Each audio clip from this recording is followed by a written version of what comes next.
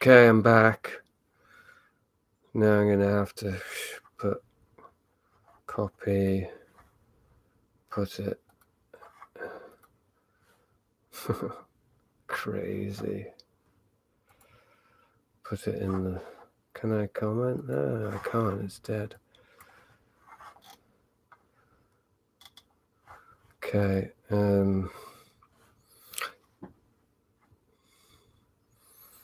Yeah, lots of snappers today.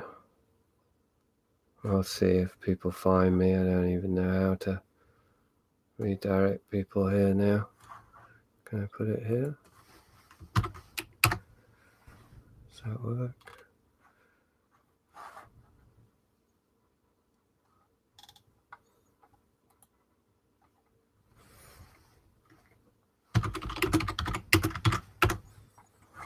Comment.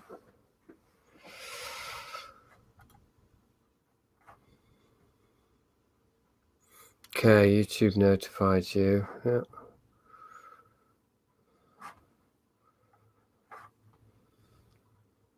Yeah, I had a power cut. Several, actually. Coming and going the power for several seconds.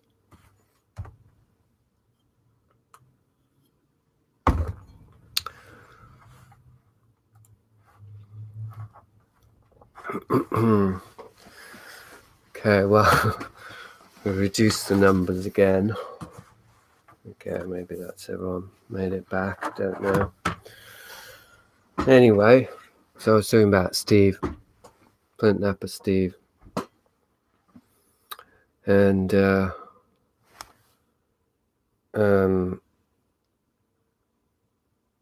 I'll try and keep it short. But he was talking about people who were talking shit about him, and he was saying that it kept happening. And so I asked him, well, why don't you check with these people? If you think they might be talking about you, why don't you just go and ask them? And he said, well, I don't know where they are. And I said, well, I can't, I can never see them. And I was like, well, were you in a hotel room or what? And he said, no, they're like behind trees or they're in cars. And so I started to realize that he must be talking about something other than what he thought he was talking about. And I suggested as much. So, well, it does sound like paranoia, Steve. And he's like, no, wasn't having any of it. And then he mentioned how he doesn't go into Tim Hortons anymore because when he goes into Tim Hortons, they all start calling him a faggot and talking shit about him. I said, who does? And he said, oh, the people who work there. And I said, well, can you see them? And he said, no, the people working in the back. And I said, well, how can they see you then? And he said, oh, well, they got cameras. And so I said, well, you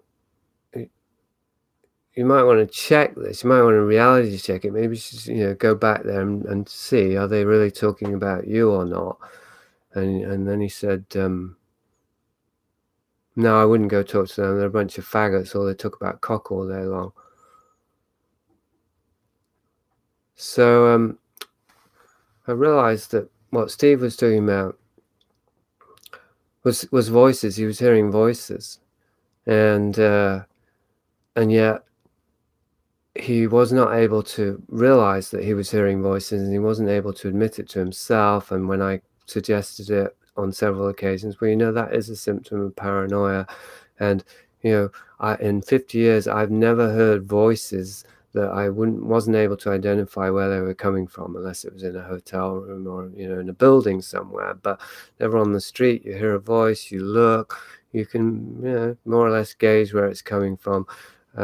What he was describing didn't actually add up rationally. Logic revealed the illogic of it, but he was very resistant to this possibility, and he just kept saying, no, I'm not crazy. And I was trying to say, well, no, I'm not saying you are crazy. I'm saying that there might be some other source to these voices that isn't what you think it is.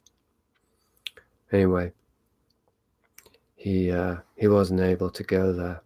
And I just thought later this was kind of an interesting example of logos beyond logic in a very literal sense, like he was hearing words that there wasn't really a logical explanation for it, or at least the explanation he was giving was not logical. And clearly Steve has a persecution complex, as came out with his comment about the homosexuals. He was hearing voices that were accusing him of being homosexual. When I said, well, why don't you talk to those people and see if they're really talking about you, he then expressed his own contempt for those voices belonging to homosexuals. So anyway, just an example of the sort of customers I get to deal with, and how easily and quickly working in the thrift store can turn into a psychotherapeutic session. Not that I took the role of therapist, really, because I was just kind of curious and trying to establish what was going on with this person, and how open they were to re-examining it. Steve stayed about 2 hours, I think. Eventually I had to ask him to leave. So that was Tuesday. This is obviously an update that I began on the last thing. Hopefully it's the same people who followed me over to here. Wednesday went swimming, and was talking about this idea I have for community, discovering an invisible community. Maybe I'll get to that.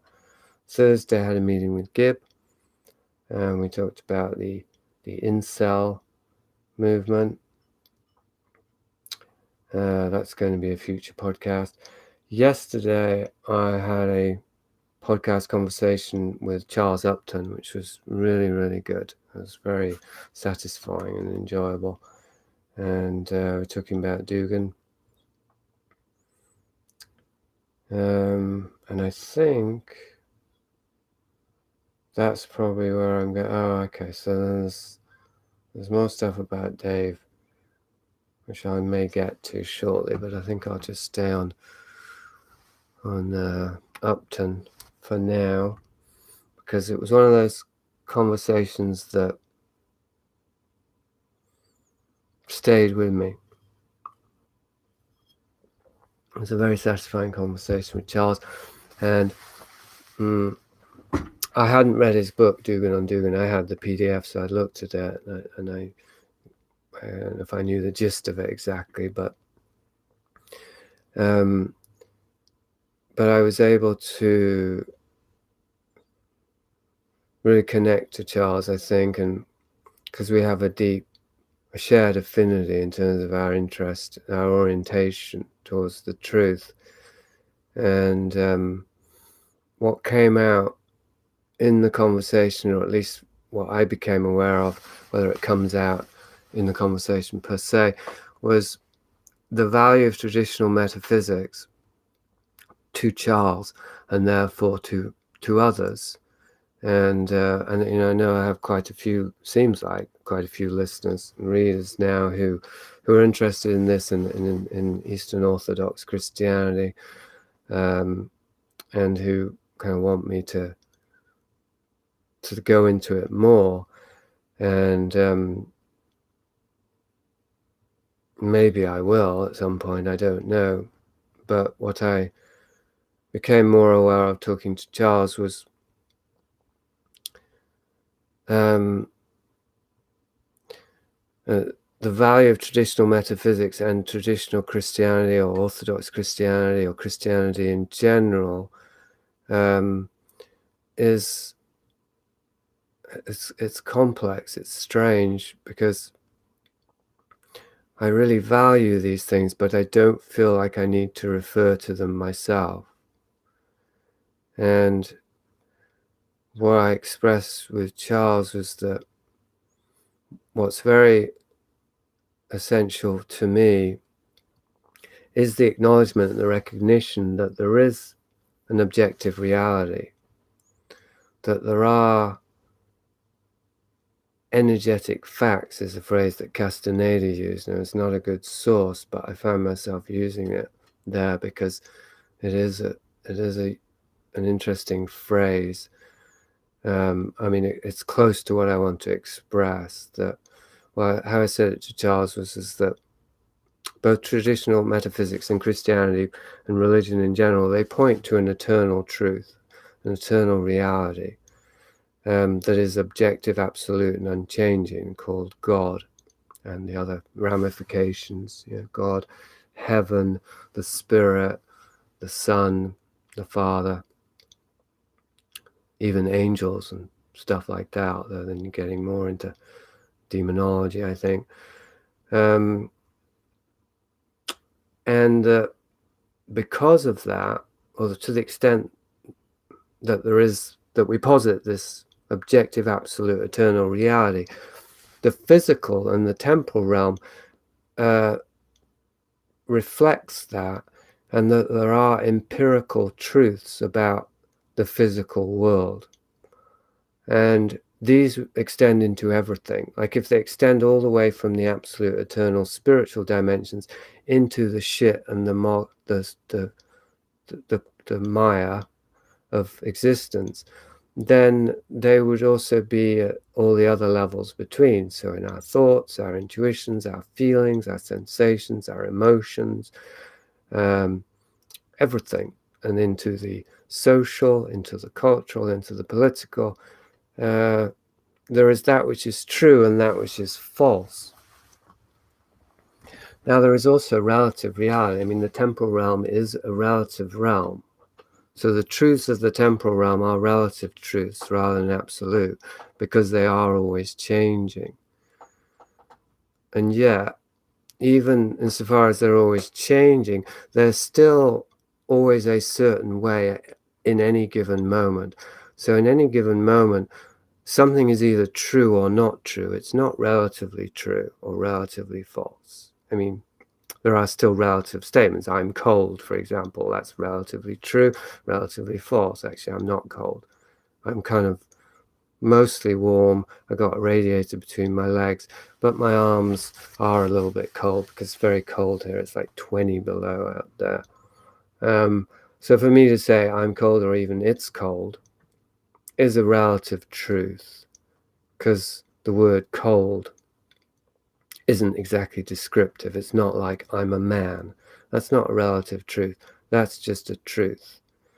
Or I have a beard. That's a truth. A beard is not a relative term. Maybe it's the difference between noun and adjectives. I don't know, but I'm probably getting a little bit too much into the literalities of logos here. The point I was getting to around my conversation with Charles is that for me, it is enough to know that there is an absolute truth and that there is the possibility of recognizing and representing and adhering to temporal or relative truths or energetic facts in any given moment, that my body, but insofar as it's housing and expressing my soul, is in touch with absolute truth and is able to discern relative truth from relative falsehood. And that's the idea of ground, the knowledge that there is a ground, even if it's not a ground that my mind can encapsulate or formulate. So then something like Christianity or any sort of religion or a traditional metaphysics, which is more explicitly a kind of scientific, a synthesis between science and religion, metaphysics is that, without becoming scientism, let us hope. These things are useful to me as reference points because they acknowledge that truth. But in terms of actually referring to them to know what is true, that's where I draw the line. Not that I won't do it, but that it can't be the whole sum totem of my compass or my reference point for truth, because then it becomes dogma. This is why how I'm liminal as I am. I will refer to sometimes to traditional metaphysics or tenets of them, sometimes to Christian, sometimes to others, other forms of knowledge, but without actually being dependent on any of them. And what I never got to with Charles, what I wanted to say or ask is it necessary to understand truth to surrender to it? And I think by definition, I don't know what Charles would have said, but by definition, it is not. It cannot be necessary because we can't understand ultimate truth fully. We certainly can't understand it with our minds. And if we're going to say that our minds aren't involved, then what do we mean by understanding? We can embody something and thereby experience it without understanding it. And that would be full and total alignment with truth. And that could happen on a moment-by-moment basis as well as in an ultimate fashion, as in the ultimate attainment of alignment with truth, which some have called enlightenment, which is the point, the threshold, the one that is crossed from which there's no going back. And I believe that there's a spectrum there, that we get closer and closer to the spectrum. We increase incrementally our capacity to love and to thereby embody our soul natures, until a certain critical mass is attained and the soul fully lands, and we get pulled over the threshold into the truth of ourselves, and we know God even as we are known by God. We know ourselves as God. This is a very real possibility that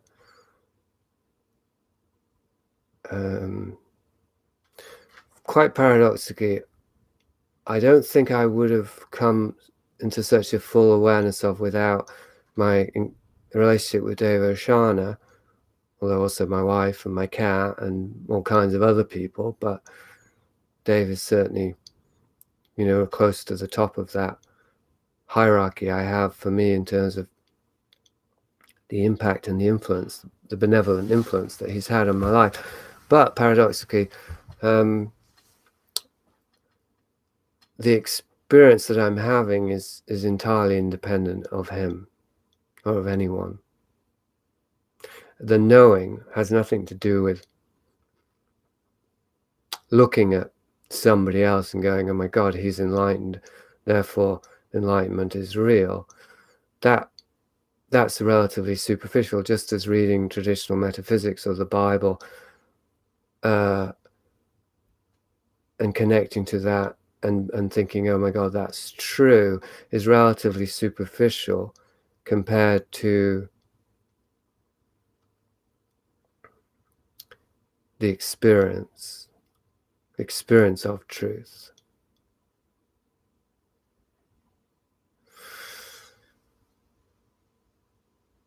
It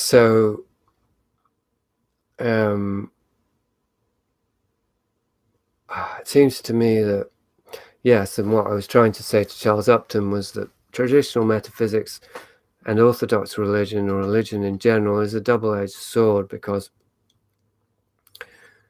the recognition of dogma, there is a positive aspect of dogma. This is what I'm saying, that there are things that are true and that we shouldn't deviate from those truths once we have encountered them. But the truth is always changing in this temporal realm. So if we overly adhere to dogma, if we stick to the letter and sacrifice the spirit, then we get imprisoned by that. And that's the opposite of surrender. So liminalism is another word for surrender, I think. It's being in the uncertainty and yet finding ground in the uncertainty. And there's a compass or an orientation that sees us through uncertainty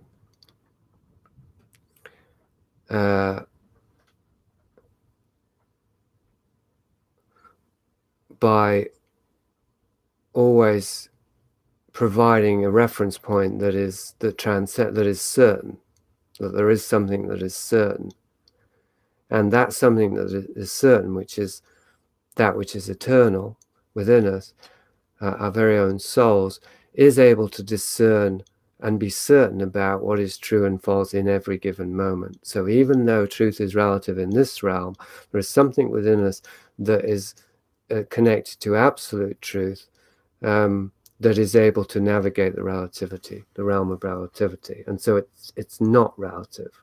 I mean, we don't experience it as relative, just as, I don't have to know if I'm absolutely cold in my body. I can say I'm cold, whatever. I'm turning that into language. My body already knows exactly what temperature it is and how it feels about that, and how to adapt to it. So sure, my body is relatively warm compared to a previous time and relatively cold compared to another and compared to other people and so on. But all of that is mind stuff. My body doesn't actually know anything about cold, the concept. It's just having the experience of it. And that's nested in a much larger experience, which is the whole climate and the internal organs and the ways in which temperature relates to the whole system that's constantly adapting itself and maintaining balance within itself, both internally and externally. The climate, the cold and the warm in the climate, is the system that's constantly seeking balance, and then internally in the body, likewise, there's something going on there which is beyond the reach of the mind, and I would say is beyond logic, even though it is very logical. And that is the nature of the logos. It is beyond logic, but it also is logical. It doesn't defy logic, or it doesn't it is consistent with logic. And in the same way, we can use logic to go beyond logic into logos, into the incarnation, the logic of the body.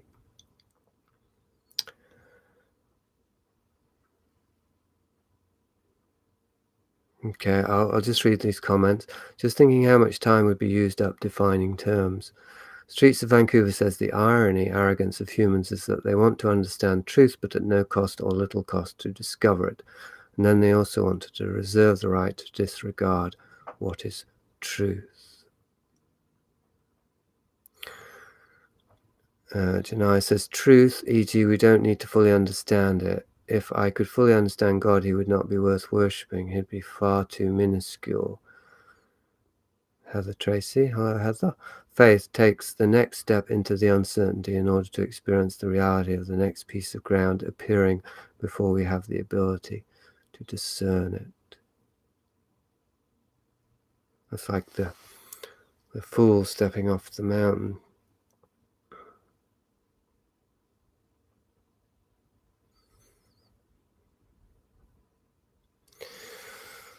Okay, so thanks for the comments. There were no questions, so I didn't have a response. I might have had a response to comment, but I didn't feel one. The sun's coming through the curtain now, which is nice, making me feel a bit warmer. So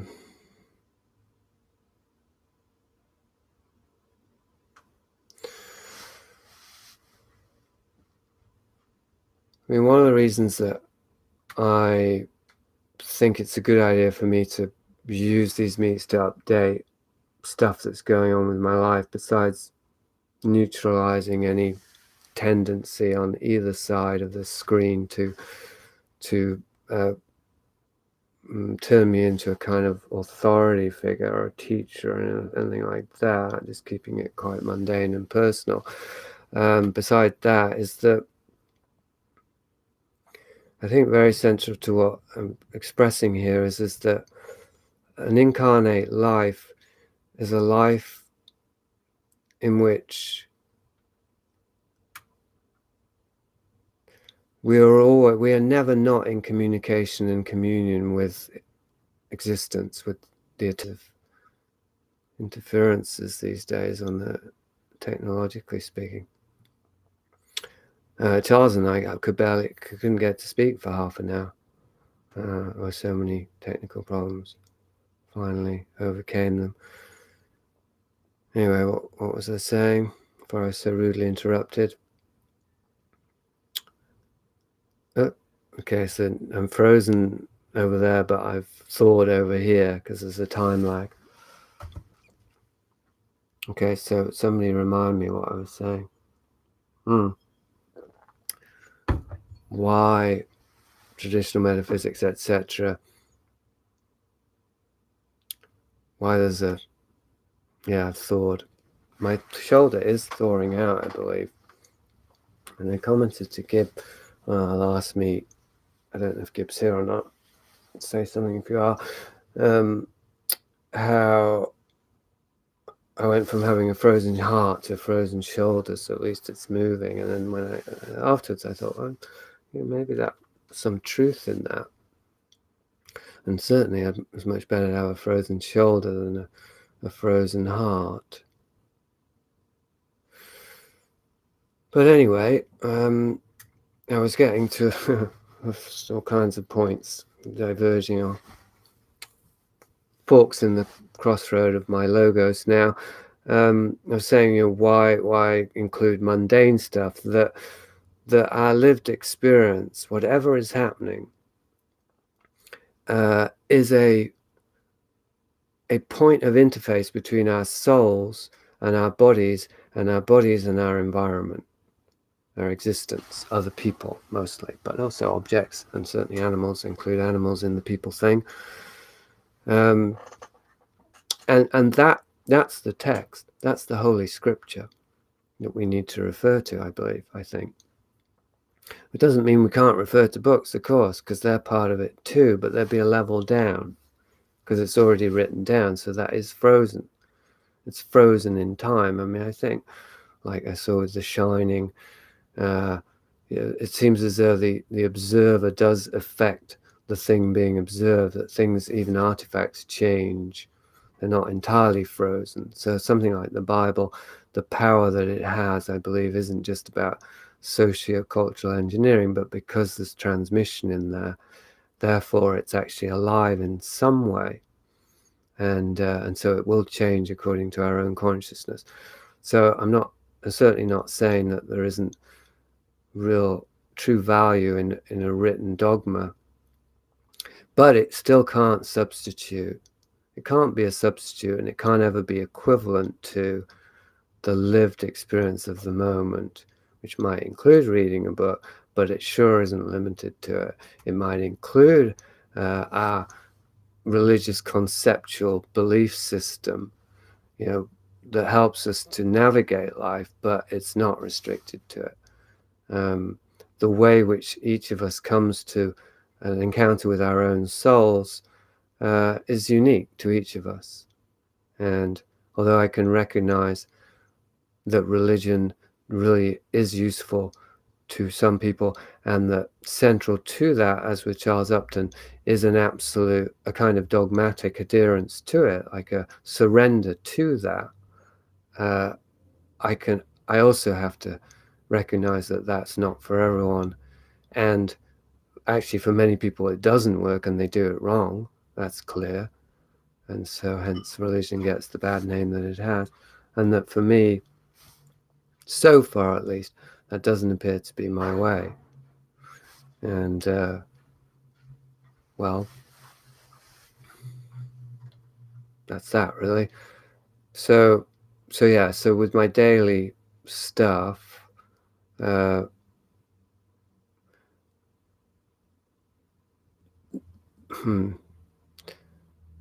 opportunities for, it's like keep it in the room. If we're going to explore what it is, what we actually are as consciousness or as eternal beings, or potentially eternal beings. I'm not sure how that works.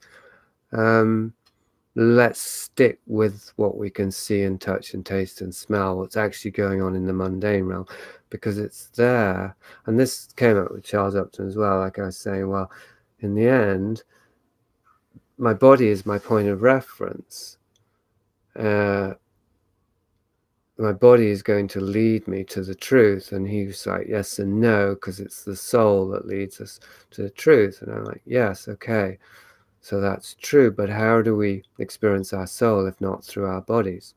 If we experience our souls without reference to our bodies, then we're probably dissociating and disembodying and going into some, religio-scientistic fantasy realm that occultism is so good at creating.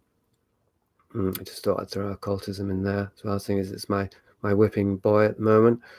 And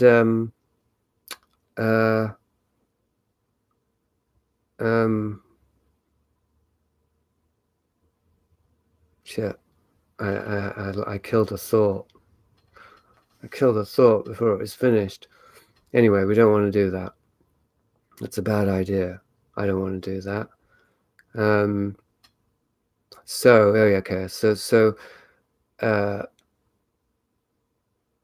Our bodies, how we experience our bodies, isn't just referring to our bodies. That's the baseline, but also referring to our whole physical environment. Our bodies are nested in everything that's happening to us. So every email I get or send, every book I read, every YouTube video I watch, every customer I interact with at the thrift store, every interaction with my wife, every trip to the swimming pool, everything I do in this life, in this embodied life, this physical life, is information rich. It can be unpacked. It's all a zip file for the transmission of my soul, because my soul is trying to communicate with me, or the soul, the soul. Yeah, I don't know what to call it. But anyway, our soul nature is trying to communicate with us, or is communicating with us through everything that happens in the physical realm. So anyway, that's why if I can use the things in my life as reference points, then that keeps it grounded, and at the same time, well, it's a way to exemplify something. Like the transmission is embedded in everything, so we can decode everything for the transmission, and we'll keep amplifying the signal of the transmission, while at the same time deepening and enriching our understanding of the mundane. So body pains, for example, physical afflictions, depression, addictions, it's all good. It's all information rich. Doesn't mean you indulge in it, of course. You've thawed now, could be, moved from the heart to the shoulder, incarnation and the constant presence of the ineffable within the ordinary. The Bible is the living word. It speaks to us and meets our need, speaks our need. Can you be a follower of Christ without being religious? How did Upton respond to the question of does the soul speak via physicality? I didn't get to it with Charles. It was such a moving conversation, and what I found when I was talking to Charles was that so I'd listen to him and I would be coming out, oh, this is going to be a really great question now that I've got for him, and then I would start the question by telling him the insights I was having, and I'd never get to the question because he would chip something in halfway through my insight, and so that was how it unfolded. Being distracted there by physical sounds in the background. It's my private life spilling over into the public. So part of the reason I'm talking about this is because I was maybe trying to create a context for the possibility of sharing something that Dave Oshana wrote, and I'm hesitant to do so for a number of reasons. One, well, it's a whole digression, like bringing in a whole bunch of written information, but the other being that I'm very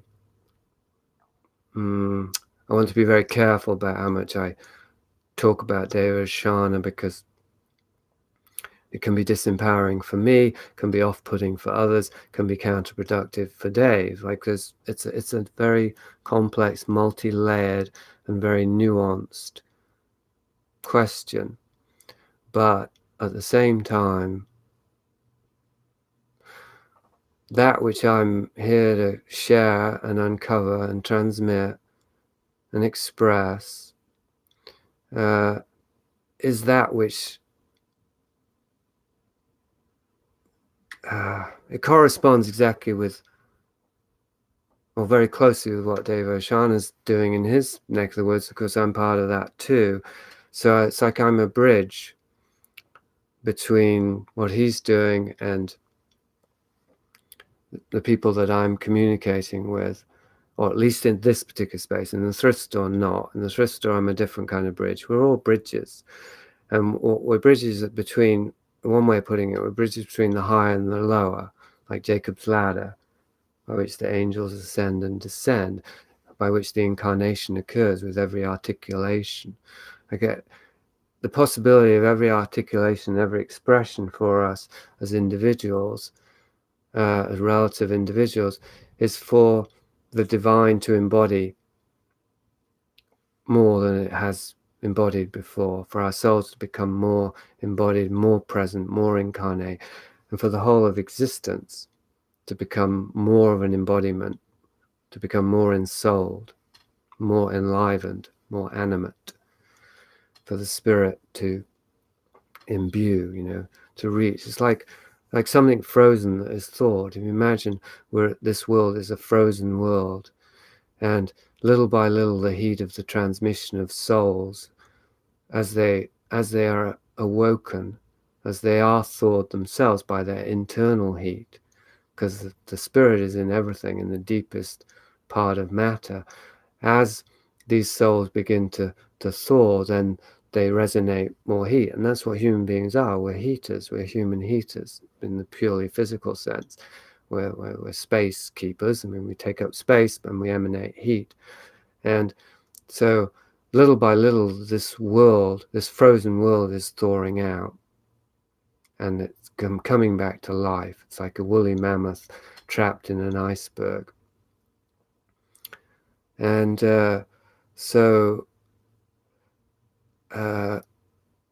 bridges. So then there is the higher and the lower. In the thrift store, I work with people who are clearly more frozen than I am, more traumatized, darker, more lost, more confused. And it's my responsibility and my delight, really, if I can warm to it, to pass on some of the heat, to pass on some of the light, to pass on some of the healing that I've received from others to them, and that increases my own capacity to receive more. The more functional I become, the more I can help others, the more I can be helped. The more I can receive the transmission, the more I can transmit it, the more I can receive it at deeper parts of myself. So so then it's bringing together the most distant parts of ourselves, bridging between the parts of ourselves. So Dave represents to me the part of me that is highest, that is truest, that is purest, that has the greatest capacity to love and to transmit that love and to receive love, the best of me. Now he represents that. He isn't that. He's not a surrogate for it, but he is a representative of that to me in my psyche, and everything in our world represents something to us. So there's no reason we shouldn't have someone to represent the highest and the best, because we have someone to represent all the rest. We have people we take out our shit on, and scapegoats and all the rest. So why not have some, I mean, it's not why not have, but why be ashamed or embarrassed if we feel that way about somebody else? And then, well, what does that mean because it's not about the person, it's about what's in us, how we can really embody and express and articulate that. Do we do so with reference to that person or not? Well, it could be either. So mostly well, this is my challenge here, because I know that what counts is to transmit all the benefits that I've received through my interactions, my relationship with Dave Oshana, to make them mine and transmit them as my own current, so to speak. Or it doesn't have to refer to. There's no trademark there. There's no brand. It's not the Oshana brand. It could have been somebody else, not anybody, but it certainly could have been somebody else. Like I say, it was my cat, it was my wife. There's all kinds of influences. But the challenge is how to embody that enough that I can articulate it in all its different facets, including talking about Dave, without that somehow being disempowering for me or off-putting for others or counterproductive, but just simply being transparent. Okay, well, this is the experience that I'm trying to transmit here, and this is somebody who understands it better than I do. That's the bottom line, isn't it? That's the thing that sticks in my throat to say. Because I've said it isn't about understanding. So this is somebody who is more fully aligned with that which I'm discovering the joy of alignment with from. Does that make sense grammatically? I don't know. I'm just going to catch up on the comments. Oh, there's only one. Like a seed pod, the body, we feed our souls and spirit in part by interacting with others. Aren't we just all using our connections to discover together? And yes, why can't we claim the joy of fellowship when we learn with from others? So, yes, so this is what I was trying to express about, and again, specifics. The specifics being Dave Oshana and the group, that's just an example. I just want to emphasize that. This is just an example. It's not evangelicism. It's not about trying to bring people into this space that's waiting for them. It's the opposite. It's spilling out through me, in this case, into larger spaces. But as an example, me discovering more and more that I can have a even more profound experience of what I was having with Dave Oshana and what Dave Oshana is talking about when Dave Oshana isn't there, but with people who have also connected to Dave. It's being passed on. The heat, the thawing is happening. As we thaw our own internal heat, which is facilitating the thawing, is more powerful, becomes more powerful. Of course, a frozen thing, even if it's got a point of warmth inside, you won't feel that warmth. So as our outer begins to thaw, then our inner warmth becomes more stronger, is more experienceable by others as well as ourselves. Now, the way that our bodies thaw and our souls begin to transmit is from both the inside and the outside. It's by increasing through attention, through devotion, through service, through awareness, our own internal heat. Thinking of dyspepsia, I'm going to need some Pepto-Bismol if I go too far with this metaphor. I guess that's the counterfeit of the dark side, or the pathology of this thing, the pathological aspect of this, when it's really being suppressed. The spiritual heat, then it comes out in a physical symptom. But anyway, unfinished point. As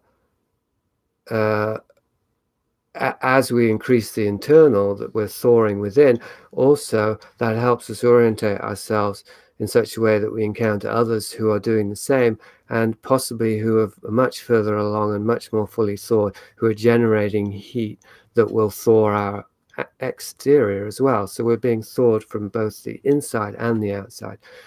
And somebody like Dave Oshana, and I don't know if there is anybody like that, but somebody who is unusually thawed out, is transmitting a very high level of heat. And so proximity to that does increase the thawing drastically. And so then what I was experiencing with this group, Dave wasn't there, there's people who've been thawed out through exposure to Dave, who, you know, is just a transmitter of this thing that's coming through all of us, but just much more strongly. They were correspondingly thawed out, and so that they were generating a lot of heat.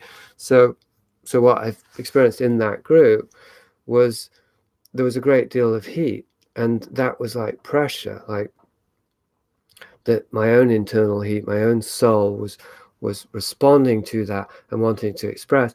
And that was an opportunity to experience myself in an entirely different way, because I wasn't able to express from the surface, it's from my mind or my feelings, my thoughts, to the same degree as usual, and perhaps even as I am here now today, because of the heat of that environment was such that I wish I could complete the metaphor here. I mean, in terms of why it would call for a different sort of articulation, but I can't. I'm imagining being in a sauna, and maybe one's voice gets softer and softer as one gets more and more relaxed. So yeah, that'll do. Like I knew within that meet that I had to express from the softest, gentlest, most vulnerable part of myself in order not to disrupt the environment that was there, present, that had been generated by that shared openness. And that was an opportunity for me to thaw myself out more. That was an internal thawing that was occurring as a response to the external thawing, so that eventually the heat within and the heat without meet and merge and become one, and then we are one soul. And I believe this can only happen in small groups. It can't happen collectively. It can only happen in small groups in different portions of the world, and perhaps someday enough of those small groups will become unified together, like an invisible community will emerge in that small area, and like cells, they will expand to the point that they touch and meet, and then they will merge together. Maybe there will be a collective awakening someday of that sort, but that's not something to imagine at this point, I don't think, even if I just did that, or to aspire towards, because, well, how many of us can have that experience with 2 or 3 or 4 people, never mind 7 billion?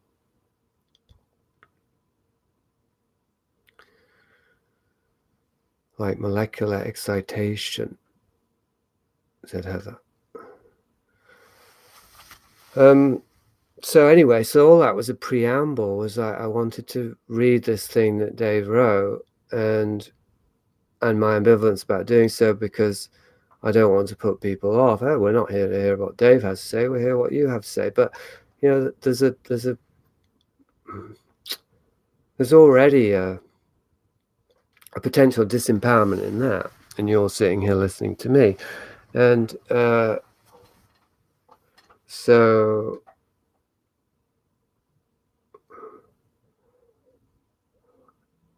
one of the ways that I try to neutralize that, is by moving over to Zoom and having it interactive. But I'm wondering if this is another way to neutralize that, which is because that's bridging one way, and bridging another way is that, well, look, whatever I'm communicating here, I'm not communicating it as clearly as this person is. So I think I'm going to at least read a bit of it, because I feel as I've persuaded myself that, yeah, okay, it's okay to do this. I think it will be beneficial. It will have some value and meaning. And there is a practical, real-world context to this. Besides it being, as I said, like everything, a sort of living, mundane example of something that's of the way in which I'm finding my voice through responding to the things in my environment. Okay. So this was dated February 5th, which coincidentally was the date that I accidentally set this YouTube meet for, which is why I wasn't able to actually have it today, why I had to create a new event. So this is what Dave O wrote on the 5th of February. You may have noticed from recent emails and online events that I'm on a quest to deliver the purest enlightenment transmission. This means refining everything that I do and offer down to the essentials. That involves getting rid of unnecessary things. I'm sure you already understand that many unusual and beneficial phenomena happen around me, that I can endlessly talk about and explore them, as well as offer numerous teachings, practices, and therapeutic interactions. However, life is too short and too full of things and activities to permit the best of the best to be clearly discerned. Hence, the truly obvious must be made conspicuously obvious. This is not to be done by talking about it, because that creates more busyness, but by simply delivering the goods without explanatory noises. This was how it was when I first started sharing enlightenment, because I didn't have much to say and I wasn't going to be drawn into useless or unhelpful communication, since that is how the ego procrastinates and delays the inevitable awakening. I have appreciated all of the hints and comments that you have given to me in recent requests for feedback, and indeed during all of the time that we have known each other. Your feedback has allowed me to make some realizations about how best to share enlightenment. I have discovered rather late in life, because I have always been able to give a lot, that less is more. Ironically, when I first started sharing enlightenment, my method was strikingly simple, because I had no content. However, helpful web designers and marketing advisors told me that content is king, yet now I have verified that numerous marketing rules do not apply to what I share. All throughout my enlightenment sharing years, my apparent resistance to change my methods have perplexed those who have tried to advise and help me. Whilst I have gone along with a few marketing ideas, what's the worst that could happen anyway, I have never, thankfully, gone all the way. Marketing, it seems, was never for me and may never be so. I will never be rich nor famous, but I have three things that are greater. 1, I have enlightenment. 2, I have remained true to that enlightenment. 3, I will never have to follow a marketing script which dictates how a spiritual teacher should act to attract the largest audience. My only interest is in sharing enlightenment. As I whittle down my varied offerings, I continue to welcome your comments and feedback to expedite this process. I invite all criticism that supports my aim to deliver the best, to share enlightenment. All of you who know me know that I do not shrink from criticism, but seek it. So, if there is something that you want to communicate to me but never have, now is your chance. I know that some of you want to meet me and to try out the goods, but that, for various reasons, you have been thwarted. By the time that we meet, I may have arrived at the simplest, most effective way to share enlightenment. Despite the various hurdles that obstruct our paths, I have an intention to meet you. You can either wait patiently or start cutting pathways in the jungle right now. Everyone who does is pleased to find existence more beautiful than they could have ever imagined. I'm now standing at a junction, and you can affect the direction that I take.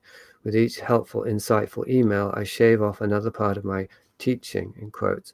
I'm taking off so much that it seems that one day there will be nothing left to say. Is that a problem or a blessing in disguise? Life is much larger than words and is never really in the words. I'm going to be experimenting with the old ways from when I first started sharing enlightenment, but in new ways. The old way of meeting in person in the real world has to be translated into meeting online.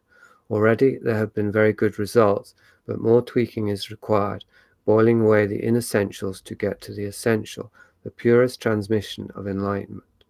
This is a worthy and exciting quest. If you have read till the end of this message, then I know that we are going to meet, somewhere, somehow, sometime. Let's stay in touch and figure something out. Dave Oshana.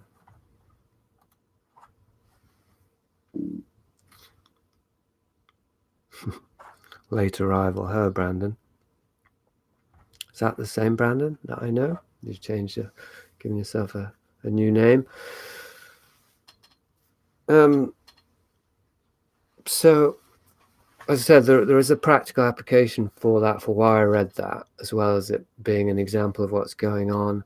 And I think a beautiful testimony in and of itself. For me, it very clearly transmits the unpretentious nature of what Dave is doing and how I aspire to emulate that in my own way. But there's also an invitation in there, of course. And I think, well, okay, I do. I know another Brandon from a long time, so I thought he might be him. You know, when I started doing these events, one of the concrete aims was simply to generate more interest, of course. More book sales, more donations, more subscribers, readers, listeners, and so on. Now, there is a mundane or a practical end, a reason for that, in that, like everyone, I need an income.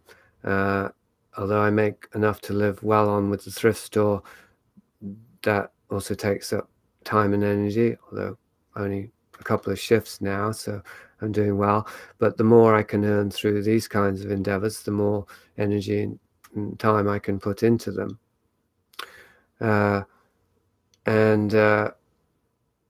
then, of course, in a less concrete way, I hope that what I'm transmitting through the writing and the speaking, that isn't hopefully restricted to words, will actually benefit some people. And, well, that's its own reward. So, the more people I can reach, the more people I can benefit, and that I can receive the benefits also. So it's both. But there's this sort of paradox that isn't really a paradox that I've referred to quite a few times, which is it's really increasing to reduce. Increasing my readership, listenership, audience, in quotes, is a way to reach more people. But it's specifically a way to reach more of the right people, to reach the people that I want to reach. And so I guess this is kind of happening in a literal form with these events, because there's usually between 15 and 25 people listening, watching on YouTube, and then I go over to Zoom and there's only 10 people. It gets cut in half just by that. But also, I mean, what seems to be happening with these meets, which I didn't quite expect, is that I think generally it's the same people showing up, because it's roughly the same number. So I'm sure there's some variables, and there's people who come once and never come back. And there's first timers like Brandon who's just showed up.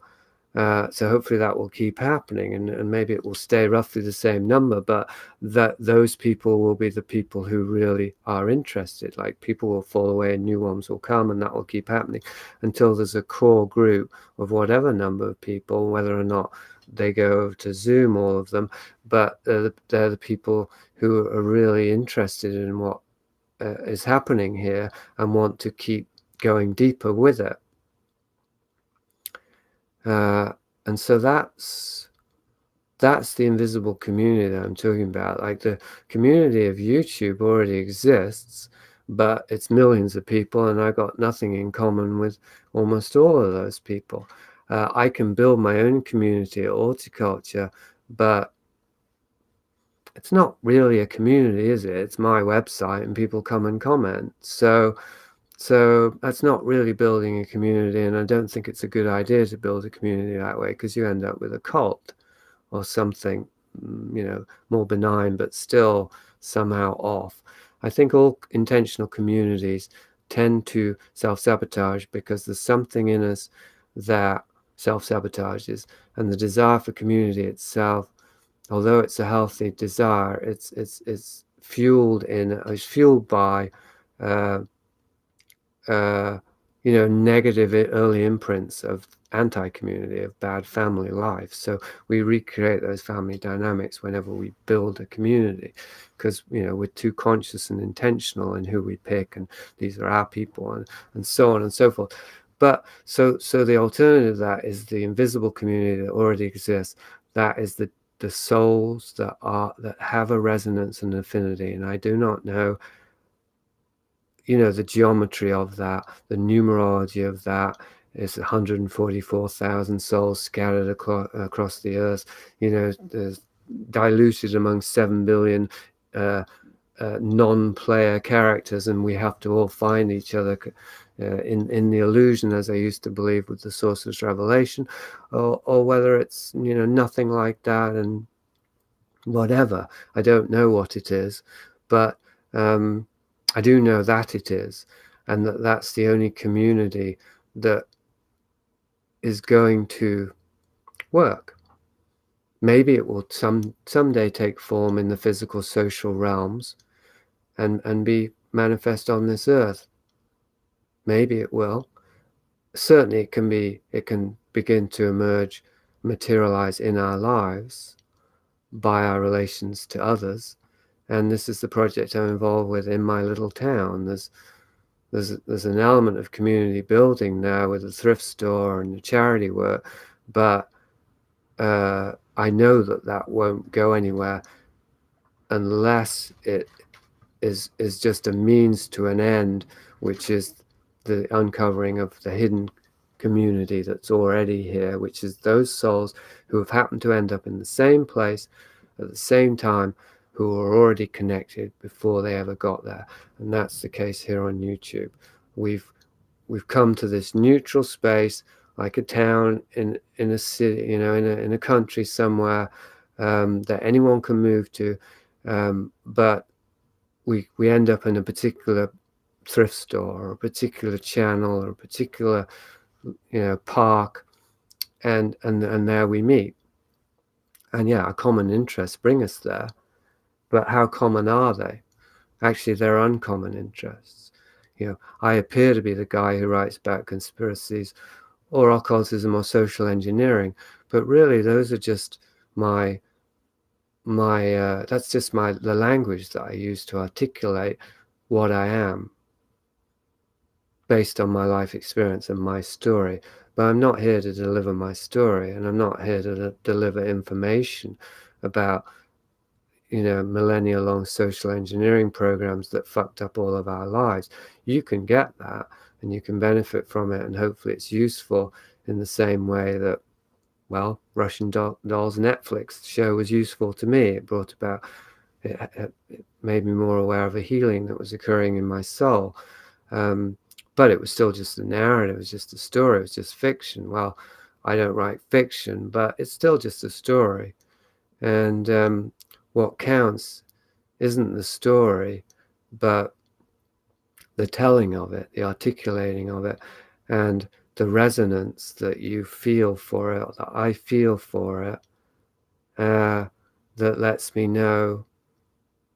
us know of an affinity there, of a shared orientation. And then the more conscious we become of our shared orientation, of what we share, the more conscious we become of what that orientation is, the more oriented we become in it.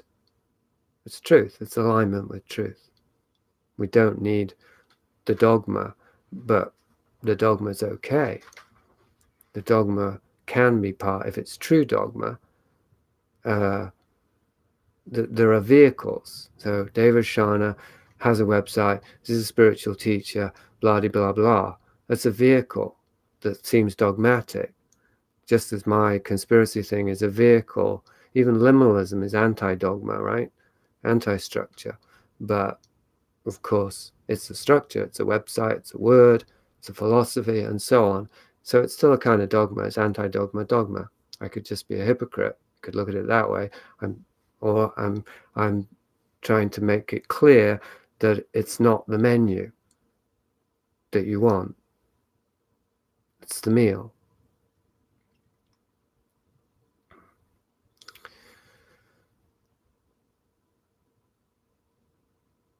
And the meal is, well, the Last Supper. I mean, it's a communal event.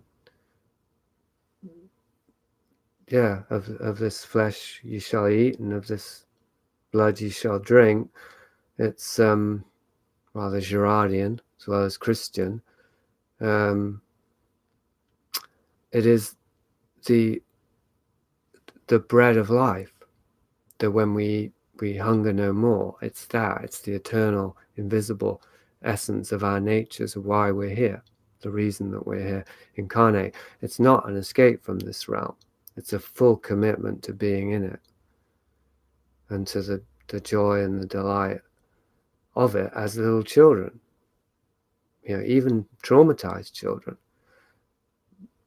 because it didn't stick to us.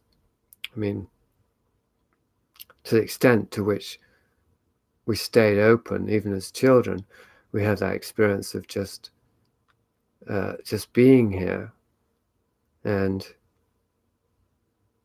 no need to question why, because our life force has so much to do as children. There's so much to explore and discover. Well, that's how it still is. You think that we discovered everything and explored everything, and now we know. That's what people think, and that's why they're in despair. That's why nihilism has taken over the collective psyche, because we've prematurely given up the quest for meaning. And that was because we were looking outside of ourselves for meaning. And meaning isn't outside. I mean, it is, but only if we discover it internally. And then everything becomes meaningful. And very specifically meaningful. We live in a customized universe, but made by God, not by artificial intelligence algorithms.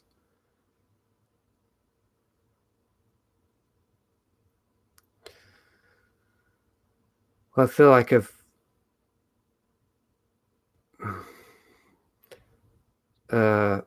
given a speech today.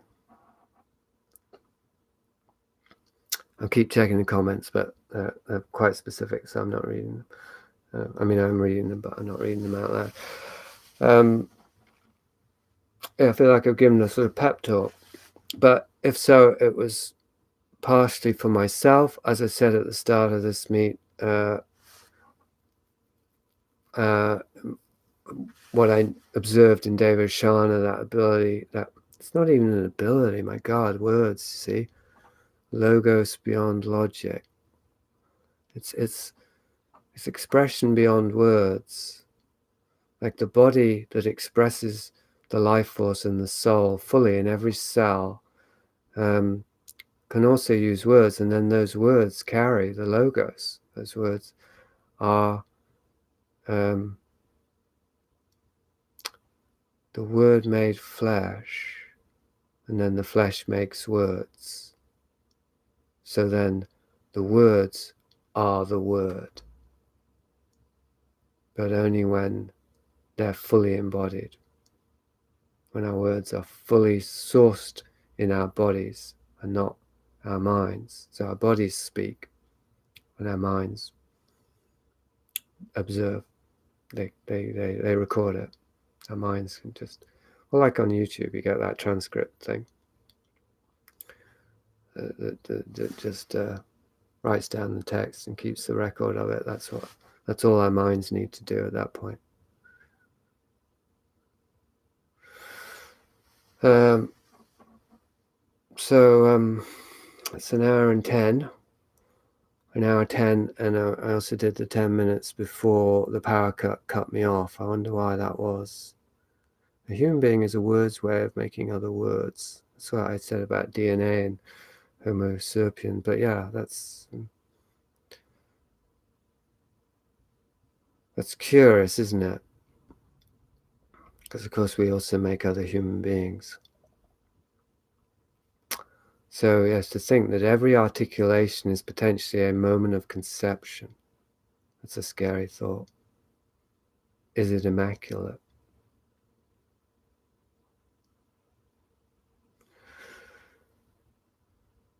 I'm going to wind up there, I think. It's 1:11, and got to put the link in. Let's see, is it still copied?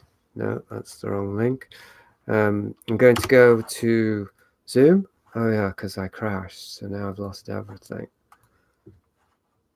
Lost it all. No, I'm still signed in, so that's good.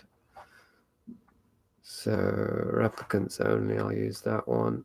It's not really appropriate, we're not replicants. Maybe I should use another one.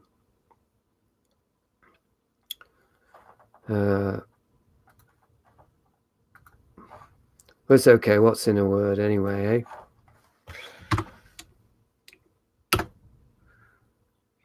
Very nice to meet you too, Brandon Young, although of course I haven't seen you. But if you do want to meet in a more embodied way, then you just click on that link.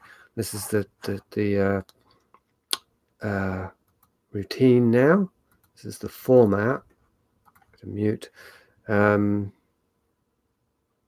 I wind up here and then I go over to Zoom, and anyone who's bold or curious enough to come on over. I have a sobriety rule, but if it is your first time, you didn't know that, as long as you're not drunk. But I have a general sobriety rule, as in marijuana, alcohol, drugs, all that stuff, and under no smoking on the event. And we record the event, but it's only shared if everyone agrees to. Anyway, so the link is there. Oops. And what I need to do is mute them all. Okay, I'm going to sign off here. So hopefully I'll see a few of you over there, and I'll be about 3 minutes.